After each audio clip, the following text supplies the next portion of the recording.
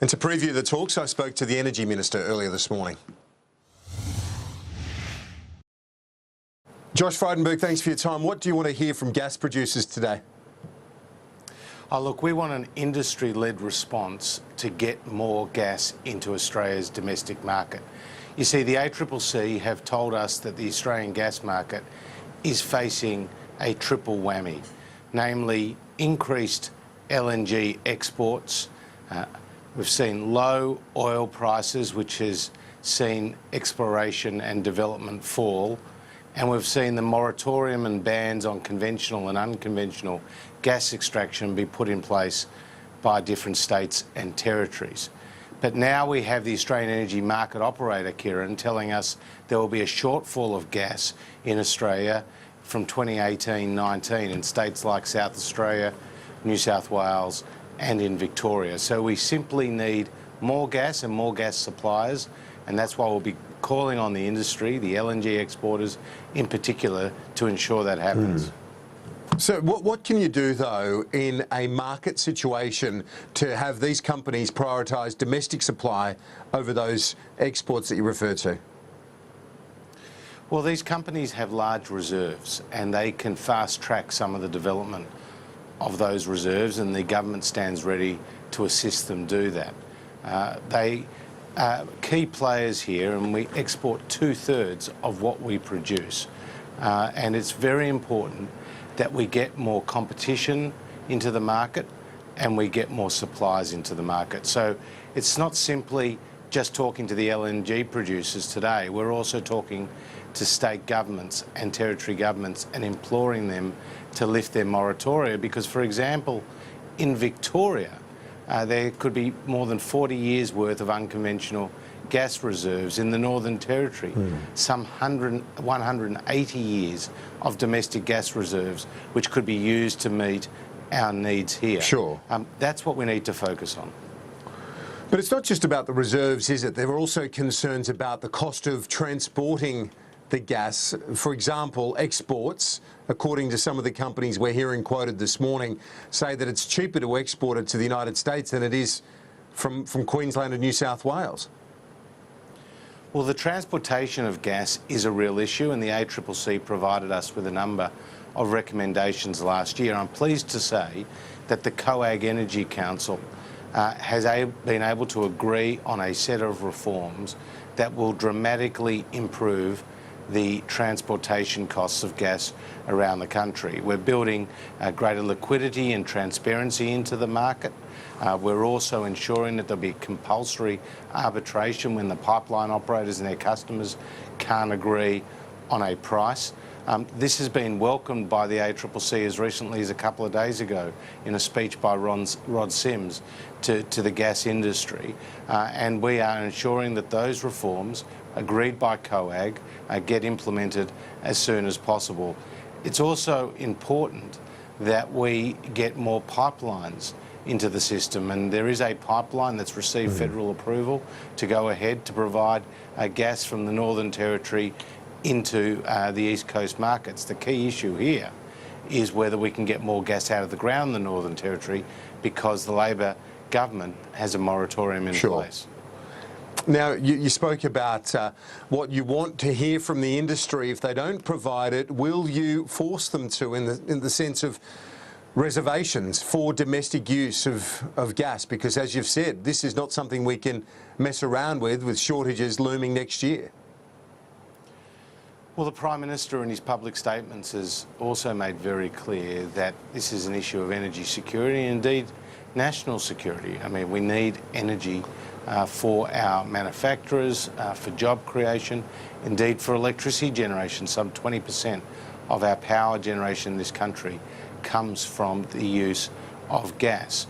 At the same time, we're being told by the experts that a domestic reservation is a double-edged sword. This is what the ACCC and others have said. In the short term, it can lead to a boost in local supply, but in the longer term and in the medium term, it can be a disincentive to further investment. If you go back to the experience in Queensland, more than a decade ago, they were looking to import gas from Papua New Guinea. It was only with the major investments by those international companies in the development of unconventional gas, particularly coal seam gas in Queensland, that we've now seen these tens of billions of dollars worth of investment and tens of thousands of jobs being created. So we need to attract foreign investment in order to develop our domestic gas reserves. Now, Fairfax reports this morning that the situation where Japan, our biggest buyer of LNG, the biggest single buyer, is generating more in government tax revenue than we are from our LNG. For example, $2.9 billion over the next 4 years in tax to Japan on import tax, whereas because of tax credits under the resource rent tax in this country, our government's not getting a cent. This seems an odd situation right now. Well, 2 points to make. The first is we have benefited enormously from the development of our gas industry. We've seen some $200 billion invested across the country. And as you know, while on the East Coast, these LNG projects in Gladstone and at Curtis Island and elsewhere are more recent phenomena. What we've seen on the West Coast and with the Northwest Shelf, they've been going for some time. This has created billions of dollars worth of export income, thousands of jobs, enormous amounts of construction, and indeed a lot of tax revenue. At the same time, the Treasurer has recently announced that there will be a review into the PRRT, to the Petroleum Resources and Rent Tax.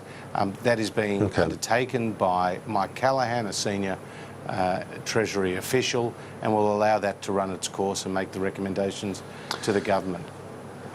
You've criticised Jay Weatherall's government in South Australia for going it alone, but isn't it true that a lot of what they're doing has a very similar aim to what you're hoping to achieve? Greater use of domestic gas supply, for example, greater use of battery storage. These things are common goals between the two governments. Surely you can find enough compromise to make it work.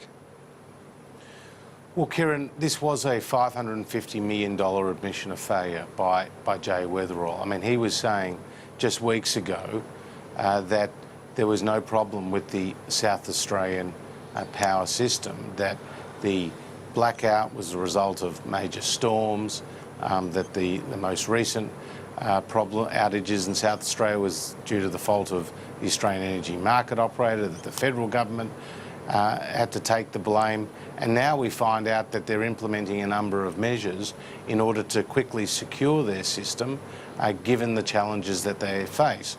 Now, you're right that we have welcomed a greater investment in battery storage. In fact, the Prime Minister has led the way, and the Commonwealth's made more than $200 million available for various battery projects through the CEFC, through ARENA and elsewhere. And you're right that we want to see more gas into the system, and we've been encouraging these states to provide more incentives to landowners in order to encourage these sort of developments. So those initiatives we've supported in the past and will support in the future. But what I am most concerned about, Kieran, is this idea that the Energy Minister in South Australia will have these new powers to direct the Australian Energy Market Operator in a way that we haven't seen. We have a national system. For more than 2 decades, it's been operating on the basis of the lowest cost power being dispatched on 5 minutes. But the operator let the state down. That's the point. That's what they're saying, that the operator, the regulator, let the state down. That's why they've taken this step.